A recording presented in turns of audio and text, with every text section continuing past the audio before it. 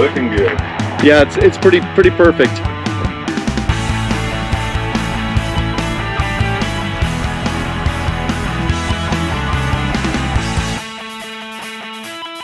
All right.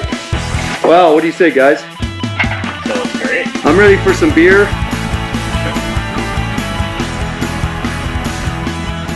Howdy, howdy, howdy. This is Casey here, and I am super excited to share my next video with you. Thank you for watching. Today, we actually build the camper. We glue up the walls and the ceiling to the floor. So hang on tight. Thank you for watching. Please do subscribe and share with others. And let's get into the details of how we do this. Well, first of all, we actually have to uninstall all the walls and the ceiling from the camper that we had installed the day before, which is very frustrating. But before we could even do that, we had to dry off the floor and the ceiling as much as we could, and the walls from the condensation of the dew that had fallen the night before. You can see the puddle of the water there on the pavement from all that dew that came off the ceiling. So we got a little wet in that process, and had to be a little careful, of course, with our stepping to make sure we didn't slip and fall while holding and picking up that big heavy ceiling panel and taking it off. But nonetheless, then we had to come back in, make sure everything's dry, and re-clean all of the extrusion and ceiling and wall panel sections that were going to be glued up. Take the adhesive sealant, which we had warmed up in the sunshine, and got it all ready and started to apply that sealant adhesive to all of the extrusions and the sections where the wall panels would come together with the floor, and applied tape, masking tape or painter's tape, to the edges just inside of where the sealant adhesive would end up, so we make sure we didn't have any push out of that sealant adhesive onto surfaces where we didn't want it. So that way later on we come back in and peel that tape off with that sealant adhesive still on there, and essentially clean that off and make a nice clean caulk line at the edges of all those extrusions with the walls and the ceiling.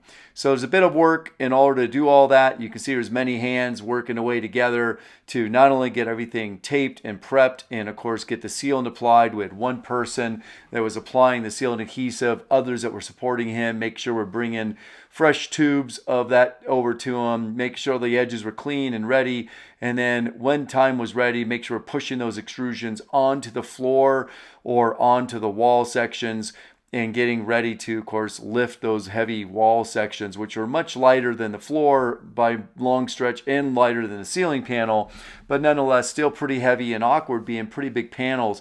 These panels are 16 feet long in total length, shorter at the bottom at the floor, and they're also about 7 feet tall. So they are very large panels. So we have to then go through, really think through our process, plan it out, communicate it, get everything set up for the ceiling to come in. As I mentioned in my previous video, we really do need to make sure that we pull that ceiling panel up into position out of the way for the sidewall panels to come in, so that we can pull them in, drop those sidewall panels into the extrusions, and then lower the ceiling panel down onto it.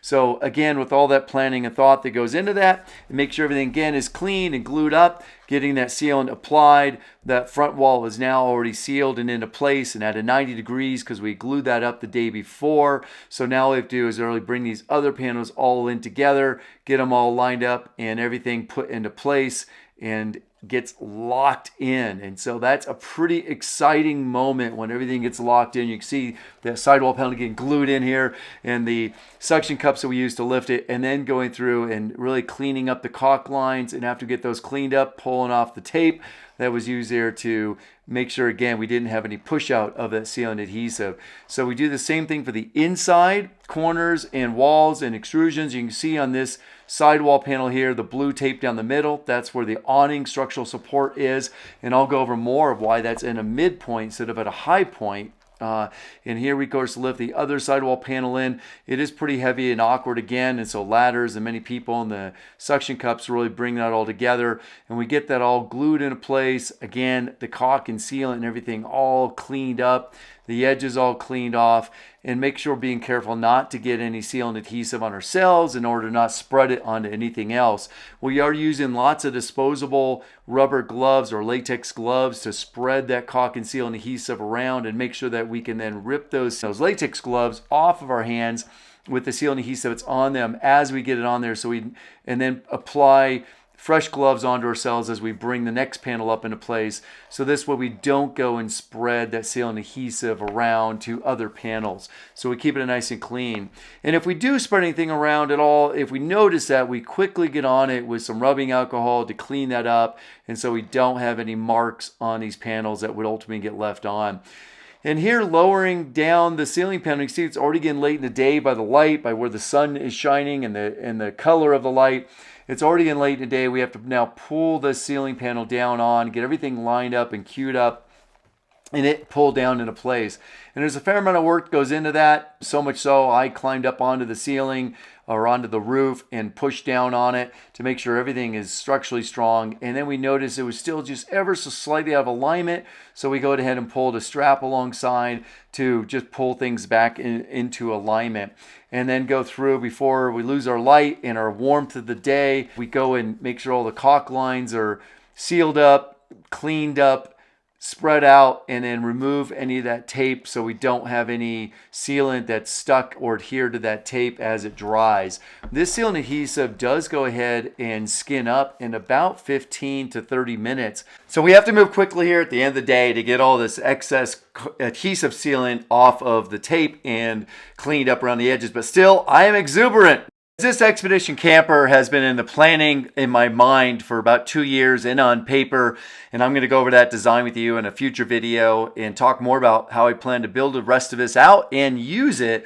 But I am super excited. As you can see, it's now taken shape and form as a camper, not just as a truck.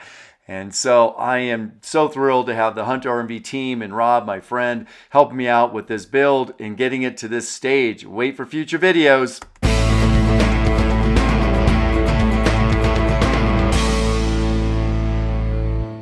And speaking of future videos, in this next video, we build the upper rear wall. And let me tell you, it took a whole day to build the two side walls, the front wall, and the ceiling together. But that rear wall took a whole nother day by itself. There's a lot of challenges coming up.